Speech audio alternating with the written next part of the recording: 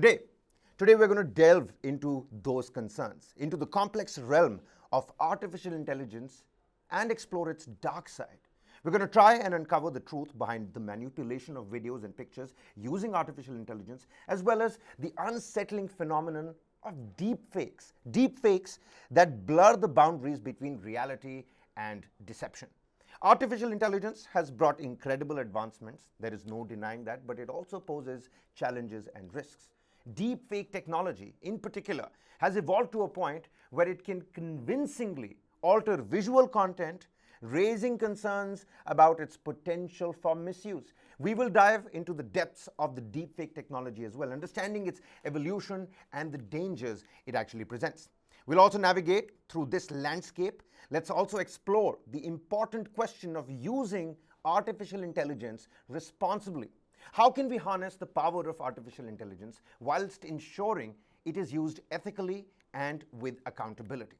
Join us in the comment sections below as we engage in this thought-provoking conversation with experts, researchers, and industry professionals that will shed light on the dark side of artificial intelligence and discuss strategies for safeguarding ourselves against its deceptive nature. Stay tuned for a captivating discussion on the good, the bad, and the ugly sides of artificial intelligence and discover how we can navigate this evolving technology landscape, that too responsibly. Aditya, I mean, people are already, going, Google over the positives of AI. People are using various, applications on OpenAI as well.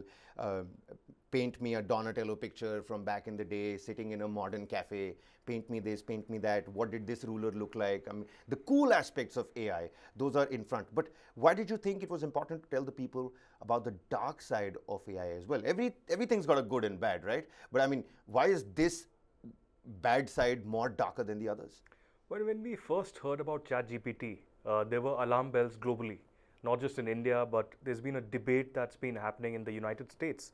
And this debate clearly indicates that there needs to be perhaps some regulatory measure. And if at all there is a regulatory measure, who will have the last say? Who will control AI? And what is the end goal here? Do we know where we are heading with the progress of the AI is the biggest question right now. And this seems to be again a kind of a war that is happening between the US and the China because these are the two frontline countries where AI is really concerned. So that's what brought us to the dark side of the artificial intelligence. My colleague Neha Birbeya came up with this idea of researching and going deep into this subject and speaking to subject experts who are at the receiving end and at the same time researching on AI from Delhi to Bangalore and globally as well. So we found that of course there are dangers. Top 5 companies in the world that are regulating facial recognition technology are China-based. As I said, there is a raging debate happening in US right now on the consequences of the AI technology. But I think there needs to be a balance. And that balance is very much necessary, and the end goal needs to be the benefit of the people. Something AI needs to be beneficial. Of course, as Sam Altman says, that this will revolutionize education and AI will bring in a paradigm shift in how we perceive things. But this needs to be controlled in such a way that it helps the larger population instead of damaging it. And of course, at the end, I would say, and of course, then you can go to the subject experts, that AI cannot replace human behavior. AI cannot replace the decision-making capability of a human. And that is the biggest concern here, that is it increasingly taking over? And finally, the defense sector, where AI has a predominant role as well. The swarm drones that are already in use by China and the United States. Of course, in India, we are at the receiving end because since last 3 years, we've had a conflict with China, and they're already using drones at the line of actual control. So how much of use of AI would be in defense, in swarm drones, and such kind of a technology where you can manipulate, you can defeat and deceit at the same time. Absolutely. Let's bring in the industry experts. We've got with us DC Shekhar, who's MD Beta Tank Robotics Private Limited. Sir, would you throw some light and help us define what is deepfake technology that is evolving for the layman out there, people who don't really know and its potential impact on society. I mean, these visuals that we're seeing of Tom Cruise giving a math lesson from Morgan Freeman, talking about Indian thalis and Indian food. So much is out there for everybody to consume, and it puts a smile on our faces, doesn't it? I mean, Tom Cruise giving a 2+2 math lesson doesn't really make sense, but it does put a smile on our face. But in terms of the deepfake technology evolving, its perils, for the layman out there, throw some light on that, sir. This is deep learning and fake. I hope it keeps throwing the smile on everybody's face, but it's getting better as we speak. Today, if it is entertainment, if it is to bring out a laugh, it's fantastic. But as it is evolving, it's perfecting itself. It has the capability to put certain roadblocks. Some of the typical incidents that have happened is, let's look at deepfake from the audio. Still, images like photoshopping could really alter an image to make you believe something else is true. Videos, now it's happening. At some point of time, I do think in 3D it will happen. I mean, I'm talking very late future. It's not now. It's videos now. Let's talk about that. So it could make you believe somebody else is there or there on the image. And he's recently, as mentioned, you're talking to the dead. Absolutely. I mean, I understand, how convincing these videos can become. I mean, the Pope looking like a rapper from the West Coast, and deep fakes where you've got Donald Trump in a tussle and skirmish with the police authorities, the French President Emmanuel Macron, part of those French anti-presidential protests. I mean, those kind of things, for people who don't understand what's happening, don't understand contemporary politics, can't read between the lines, it's really damaging for that at a social level and at a societal level as well. Let's bring in Ritvik Agarwal over here. He's a researcher, the cognitive science at the University of Arizona. Ritvik, there's a huge debate going on in the United States as well, like Aditya mentioned before. Help us understand how the United States is going about it. We'll play that bite, of course, in just a little while, where Senator Blumenthal, he put that video out. He was talking about how this is not my voice. You put it in ChatGPT.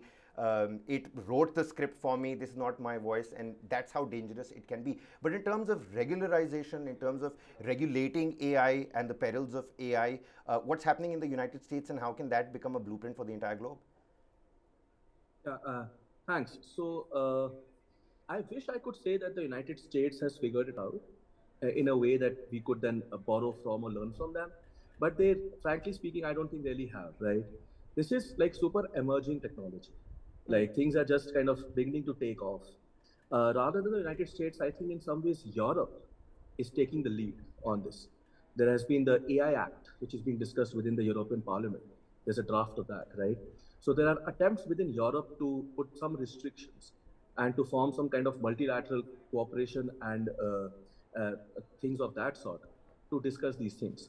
But at this point, I think it's like people are still trying to figure out, and I think India must be from the anvil part of these discussions at the multilateral level, where you're still trying to figure out like what is the right mix of regulation, because you don't want to over-regulate an emerging technology because you don't even know the kind of benefits it might provide in the future, right?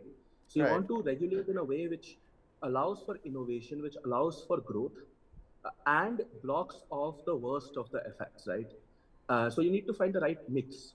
And I think that has to be a global effort. And I think it's not something we should be leaving to the United States or to Europe.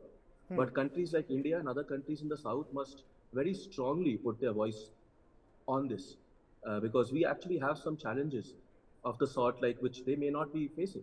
Could I you think, pinpoint those challenges that are very Asian and South, particularly? Yeah, sure. There are many issues.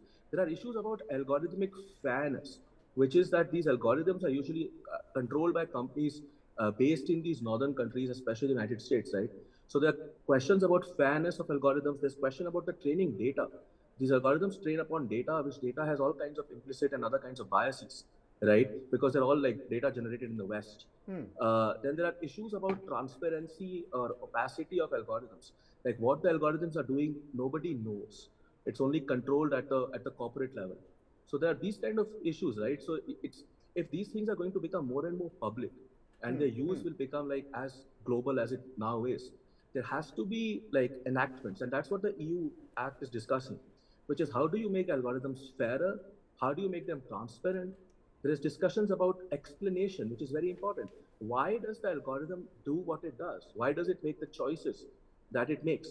It's important for people to understand these things, right? Otherwise, how can you make like good decisions about them? So it's very important that countries like India and in alliance with other countries, we put our voice forward. We press upon, and this is the right time because the regulations are still being discussed, drafted. Nothing is final. So this is the time to get in and put our voice and to be really a part of these conversations, to be stakeholders in the process so that this technology rolls out in a fair and equitable manner. Certainly. Pertinent points over there raised by Ritvik. And especially talking about the right mix and trying to understand who is it benefiting and why is the algorithm making those choices. That's actually a great way of looking at it. And I understand that, it's a human tendency of, getting scared with something that you don't necessarily know more about. And it's just at an impressionable stage, even as Ritvik was pointing out that, the legislation itself is at a very impressionable stage. This is where we shouldn't, push it under the rug or get scared, clamp down on it completely. It might just end up benefiting us, later on. But today, Aditya, we've got a fake Times magazine poster from back in the day with Nehru standing with one of the other controversial figures. You have a myth-busting setup right now. But when it comes to artificial intelligence or deep fakes, there is no busting system over there that can constantly check and tell you whether this is a deep fake or not. How do we tackle that particular situation? The challenges it poses in identifying and combating these fake contents, deep fakes rather. See, that's the basic challenge. As Ritvik pointed out, the AI bias is one of the potential challenges here.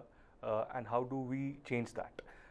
We, of course, had an example most recently where I think, if I'm not wrong, it was the US Army or the US forces that were using a drone to monitor a target.